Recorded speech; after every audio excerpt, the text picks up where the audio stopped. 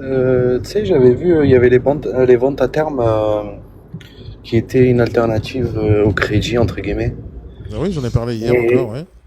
j'en vois pas, justement, je reviens par rapport à ça, par rapport au fait qu'on en a parlé hier, et j'en vois pas beaucoup sur le marché, en tout cas du particulier, j'en vois pas beaucoup. T'en verras pas beaucoup parce que le vrai travail, c'est à toi de le faire. C'est à toi de proposer. Je te donne un exemple, regarde. Un exemple. Si vraiment tu es dans une situation où tu peux pas emprunter en crédit, d'abord, les gens ne connaissent pas la vente à terme, hein. Il y a beaucoup de gens qui ne connaissent pas ni le viager ni la vente à terme. C'est des choses qui existent depuis longtemps, mais les gens ne sont pas au courant. Mais regarde bien. Imagine que tu peux vraiment pas acheter par le biais d'un crédit et tu vois un bien à 200 000. Tu l'as appelé au téléphone, tu as essayé de le négocier, nanana, il veut pas te baisser le prix, etc. Tu dis, vous savez quoi, vous voulez pas baisser le prix? Ben, et si on augmentait le prix?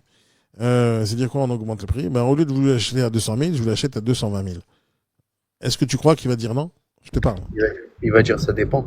Non, je l'achète 220 000. Donc déjà, tu lui rajoutes 20 000. Tu pourrais même aller jusqu'à 50 000. Je rajoute 50 000.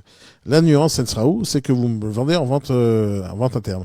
On se met d'accord sur la date, imaginons dans 10 ans, dans 15 ans, et pendant tout ce temps-là, moi, je vous paye tous les mois ce qu'on appelle une rente. Et donc, tous les mois, je vous donnais l'équivalent de 15 ans divisé par 12 est égal à ça montant. Et donc, on fait ça sur 250 000 et pas sur 200 000.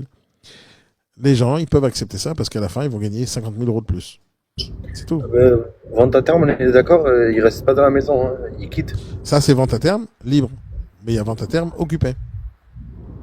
C'est quoi la différence entre vente à Ben, terme occupé et mais viager? justement, d'abord, tu vas l'acheter moins cher quand il est occupé parce que tu n'as pas l'usufruit. Non, Donc, tu entre le pourras. viager. Mais c'est la même chose. La vente à terme C'est et le la même viager, chose. c'est la même chose. La différence, c'est que le viager, tu vas travailler sur l'aléa de la vie. D'accord? C'est-à-dire, c'est le jour où il décède que tu récupères toute la propriété du bien.